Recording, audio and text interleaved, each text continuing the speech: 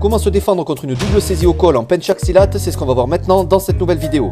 Si tu souhaites décupler tes connaissances en self-défense, devenir confiant et efficace en situation réelle, bienvenue sur cette chaîne. Je t'invite à t'abonner dès maintenant et à activer la clochette de notification afin de recevoir gratuitement toutes mes prochaines vidéos. Double saisie au col à deux mains, la personne elle arrive très proche. Très simple à faire, vous montez déjà vos mains pour éviter qu'il vous encolline ou qu'il vous morde ou je ne sais quoi.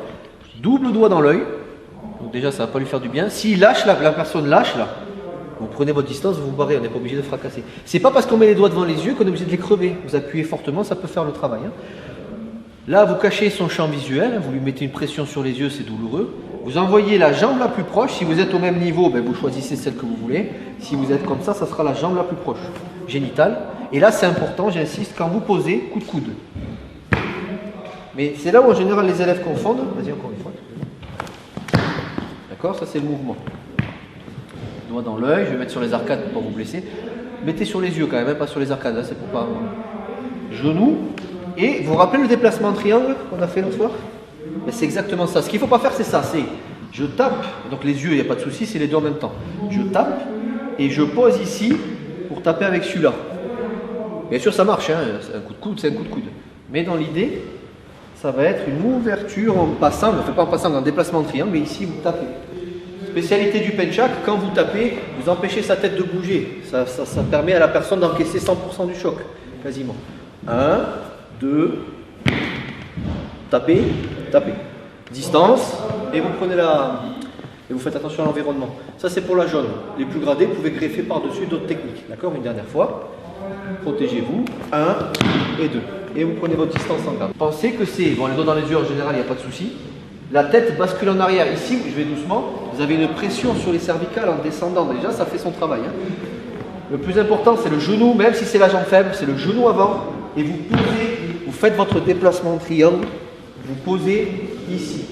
Pourquoi? Parce que si on fait ça, déjà c'est un peu plus loin, mais si on fait ça, on tape ici et on utilise le genou, le coude contraire, il y a moins de poids du corps, on frappe sur place, on fait ça. Si on fait ça, là il y a tout le poids du corps qui descend. Et le poids du corps, vous savez, c'est une arme, donc on l'utilise. Ça va sur ça? Ce que je disais à Yves et Bruno, on n'est pas obligé de déboîter des mâchoires à chaque fois. Moi j'essaie de trouver des choses efficaces, mais qui ne sont pas forcément létales ou incapacitantes avec la gueule de travers et compagnie.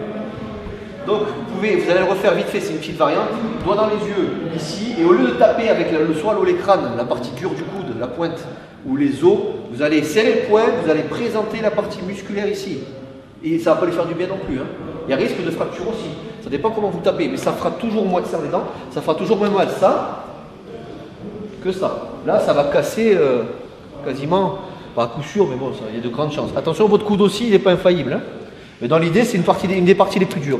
Donc ici, vous allez juste faire cette variante. 1, 2, déplacement. Pendant que vous vous déplacez, surtout ne le lâchez. Ça va, Fred? Excuse-moi, ouais. Je le vois comme ça. Excuse-moi. Ne le lâchez pas.